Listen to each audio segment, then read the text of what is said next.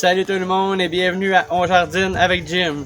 J'espère que vous allez bien. Moi aujourd'hui ça va super bien. On est au printemps. Il fait le beau soleil. On peut pas demander mieux. Il y a un petit vent. Fait qu'aujourd'hui dans mon vidéo, je vais vous montrer comment ouvrir votre jardin. Ou sinon comment le fermer si vous le faites à l'automne. Moi c'est ce que je priorise de le faire à l'automne. Puis vous allez voir pourquoi aujourd'hui je ne l'ai pas fait à l'automne passé. Puis je vais vous montrer pourquoi c'est plus facile de le faire à l'automne qu'au printemps. Fait qu'on se revoit tout de suite, je vais vous montrer ça. On va prioriser l'automne parce que c'est là qu'on va être le plus riche en matière organique. À commencer par les belles feuilles.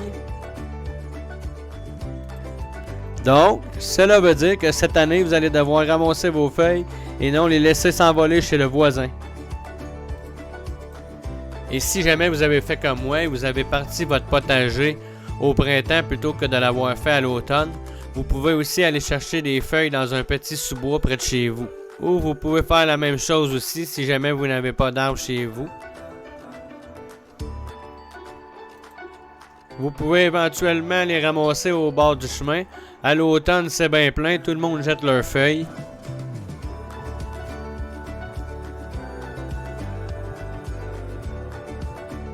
Allez plutôt demander la permission car on est au Québec puis ici il y en a tous les genres. Ils peuvent aussi bien sortir dehors pour vous péter une coche parce que vous prenez leurs feuilles.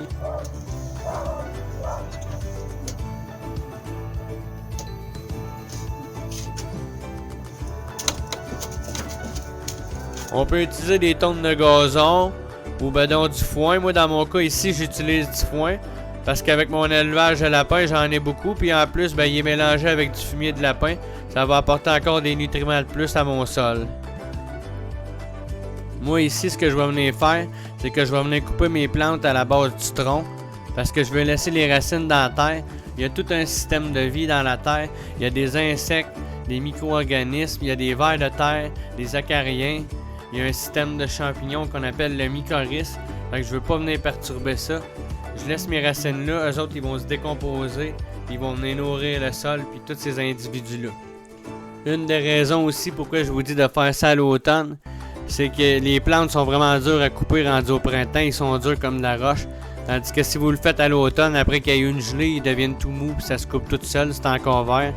Ça va beaucoup mieux que le faire à sec comme ça. Là, vous m'excuserez, mais mon micro vient de casser.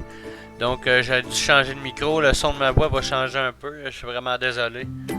Puis là, avec toutes ces plantes-là qu'on a ramassées, on va venir se faire soit du compost ou un paillage pour notre jardin. Ça va nourrir encore le sol encore une fois. Là, ce que je vais venir faire ici, c'est que je vais venir passer toutes mes matières organiques puis mes plantes que j'ai ramassées tantôt. Je vais venir passer ça dans ma tondeuse. Ça va me faire un beau petit paillage. Puis surtout, ça va être beaucoup plus rapide à se décomposer que si on les laisserait comme ça au sol. Je vais venir faire ça aussi avec mes autres matières. On peut aussi le faire avec un tracteur à gazon, même que j'imagine que ça doit être encore plus efficace. Ici, ça va être encore la même chose. Je vais venir faire pareil avec mon foin et mon fumier de lapin. Ça va l'aider à se décomposer plus facilement, surtout que il y a du fumier de tous les âges là-dedans. Moi, je le récupère tout l'hiver. Fait qu'il y en a qui est plus jeune puis il y en a qui est plus vieux. Ça va l'aider à se mélanger uniformément puis ça va être plus facile à étendre dans le jardin. Là, ici, ce que je vais venir faire, c'est que je vais venir aérer mon sol.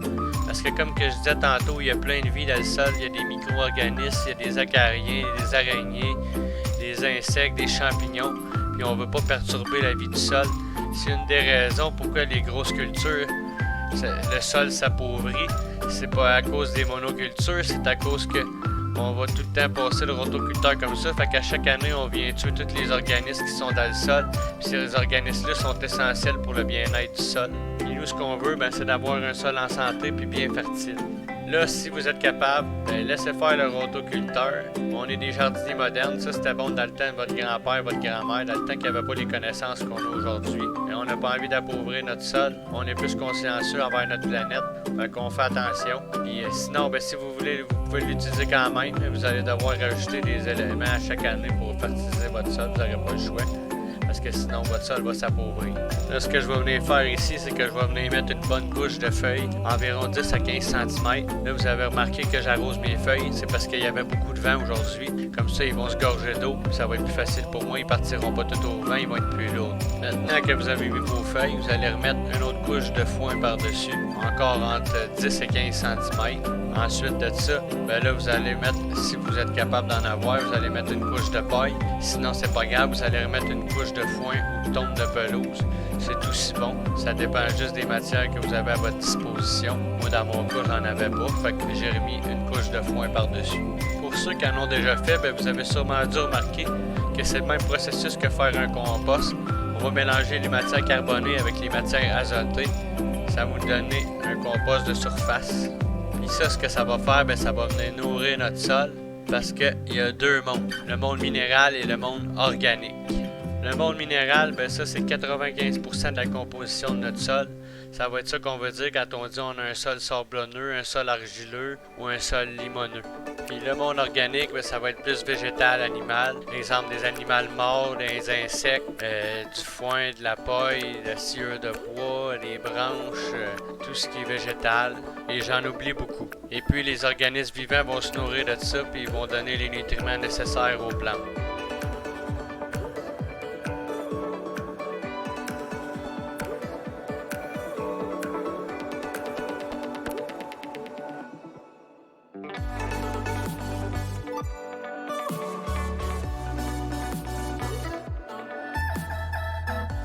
Bon, ben ceci conclut mon vidéo, c'est terminé. J'espère que vous avez aimé ça et que vous avez trouvé ça intéressant.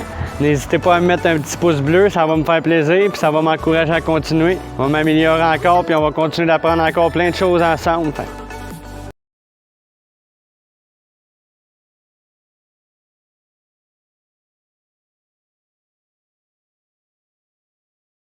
Salut!